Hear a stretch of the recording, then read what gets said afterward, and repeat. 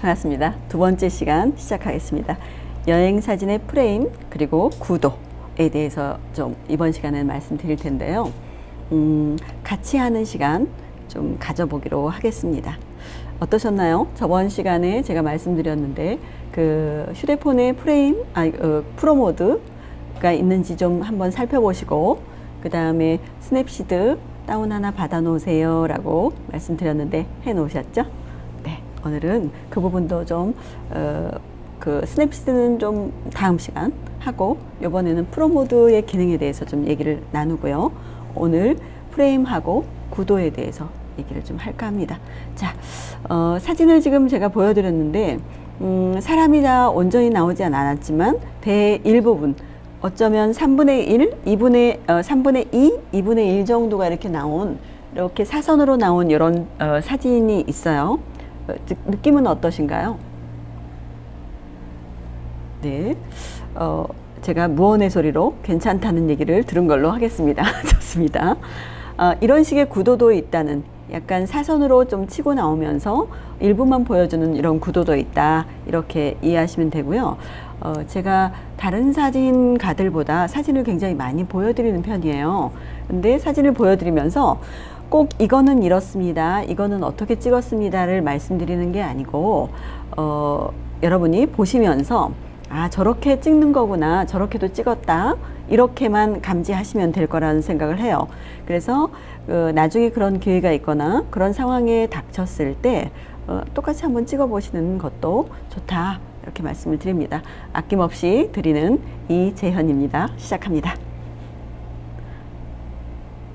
자, 휴대폰으로 찍을 수 있죠. 선생님들이 조금 다르게 찍을 수 있는 방식들이 좀 있는데요.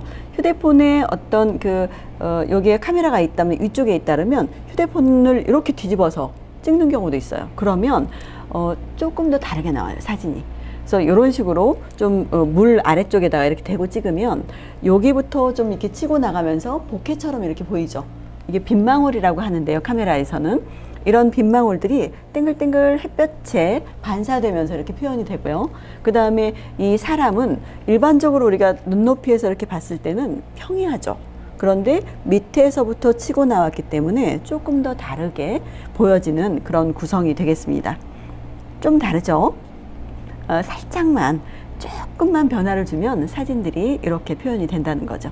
자, 일상생활에서도 마찬가지예요. 일상생활에서도 우리가 어디 골목을 가거나 아니면 카페에 가거나 집에서 또 산책을 나가거나 이랬을 때도 다른 방식으로 좀 찍어보는 그런 여러분이 됐으면 좋겠습니다.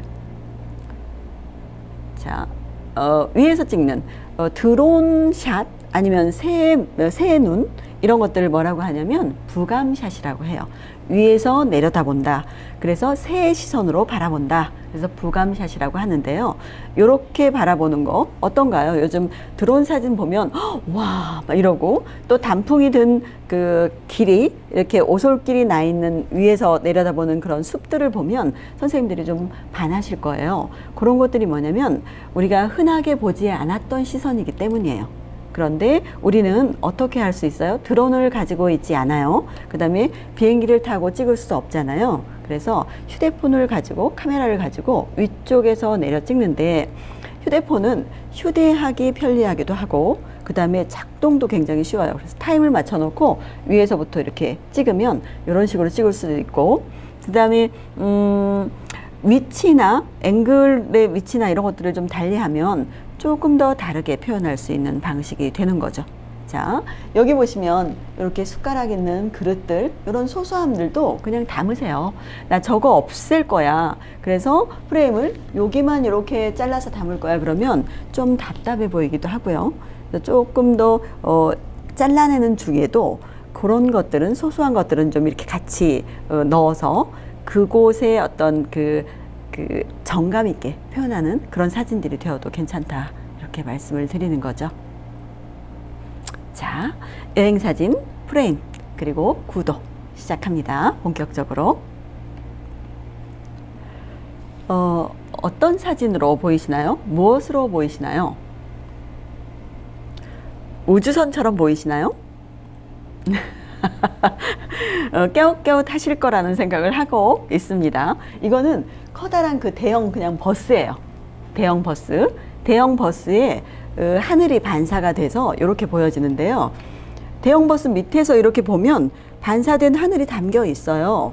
근데 요것들을 이렇게 찍어내면 뭐예요? 어디예요? 라는 질문들을 100% 해요. 그렇다면 그게 좀 더 낯설게 찍는 사진 찍는 방식이라는 거죠. 그렇다면 어떻게 했을까요? 제가 카메라를 가지고 대형 버스 밑으로 가서 여기서부터 이렇게 치고 찍는 거예요. 위쪽으로. 카메라를 놓고 휴대폰을 놓고 찍어내는 거죠. 그렇다면 남들하고 똑같이 같지만 다르게 찍는 방식이 되는 거죠. 쉽죠? 굉장히 쉽게 카메라의 어떤 구도나 프레임을 설명드립니다. 자, 따라오실 준비 되셨죠? 갑니다. 기본만 알면 나도 여행 사진 작가. 자, 오늘도 그 천변 아니면 한강변을 걸으시면서 여행 중이신 선생님들을 만날 수 있죠. 일상이 여행이고 오늘도 저는 이곳으로 여행을 왔습니다. 되게 설레기도 하고요. 그 다음에 보편적인 그런 경험들이 아니기 때문에 걱정도 많이 했죠. 그런데 이제 제가 설명을 드렸듯이 카메라에도 아주 쉬운 기본적인 것만 익히면 그 외의 것들을 좀 부수적으로 이렇게 확장하는 것일 뿐이지 기본만 알면 충분해요. 어쩌면 그래서 선생님들이 나 잘 몰라 이렇게 겁내하실 필요가 없다는 거예요. 휴대폰 카메라 아주 쉽습니다.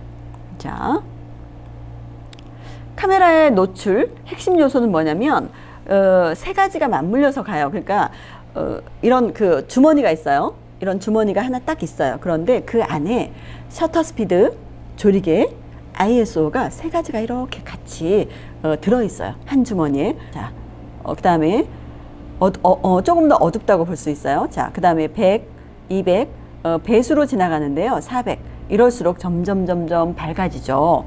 이게 빛을 받아들이는 정도라고 얘기하면 돼요. ISO는 빛을 받아들이는 정도. 그래서 이렇게 완전히 선명하게 건물도 사람도 앞쪽에 있는 화단도 선명하게 보여지는 것이 펜 포커스라고 할 수 있습니다. 굉장히 쨍하죠.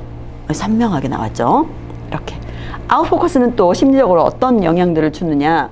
표현성이 좀 강해요. 그 부분만 강조하고 나머지는 좀 그 부가적인 이런 것들로 뭉개버리기 때문에 그 다음에 주제를 부각시키고 주제의 요점을 강조하는 것이 아웃포커스다. 그 다음에 부드럽고 감각적인 묘사를 할 때 필요하다. 그 다음에 상호 간의 컨트라스트로 인해서 대비의 묘를 살린다. 그러니까 여기는 좀 강해지는데 주변부도 가면서 좀 얕아지거나 뭐 이런 것들 그런 묘미들이 있죠. 그래서 사랑스럽게 좀 부드럽게 표현할 때 아웃 오브 포커스를 활용한다. 자, 여기 보시면 여기 섬은 선명하게 보이는데요. 이게 뭘로 보이시나요? 여기 위쪽에. 네, 우산입니다. 비가 올 때 이렇게 우산을 놓고 여기에다 초점을 맞췄더니 이 부분은 뭉개져 버린 거죠. 그래서 이것이 어쩌면 아웃포커스의 그 표면, 아웃포커스를 좀 대표하는 것일 수도 있고요. 그 다음에 여기에다 맞추면서 여기에다 포커스를 맞추면서 조리개를 열면 이 부분이나 이 부분이 같이 날아갈 수가 있다. 날아간다는 건 좀 뭉개지면서 흐릿해질 수 있다. 이렇게 표현할 수가 있는 거죠. 자, 여기 그 바다에다가 포커스를 맞췄더니 날아가는 갈매기가 좀 흐려졌죠. 보이시나요? 이것도 나쁘지 않죠. 사랑스럽죠. 여기 지금 빛이 바다에 떨어지는 빛이 반짝반짝반짝 빛나고 있어요. 그래서 여기에다 초점을 안 맞추고 여기에다 맞췄더니 여기 갈매기가 날아가는 것이 조금 뭉개지면서 조금 더 속도감이 이렇게 그 멈춰 있는 것 같은 느낌도 들기도 하고 살짝 흔들린 것 같은 느낌도 들기도 하는 이런 효과를 주기도 하죠. 자, 여기 보면 빛깔림이 쨍하죠. 그렇다면 조리개를 좀 조였음에도 불구하고 포커스를 이쪽에다 맞춰서 이렇게 표현이 됐다. 이렇게 볼 수가 있습니다. 자, 우리는 지금까지 이제 잘 찍으려고 프레임, 그 다음에 구도 어떻게 선택을 할 것인가를 얘기했어요. 그러면 잘 보려면 이런 것들을 좀 알아채야 되는 거예요. 색들, 빛, 내용 모든 곳에 존재하는 것들을 잘 알아채고 그 다음에 음이나 느낌, 그런 숨겨져 있는 뉘앙스를 좀 알아내실 필요가 있는 거고요. 제가 도전하라,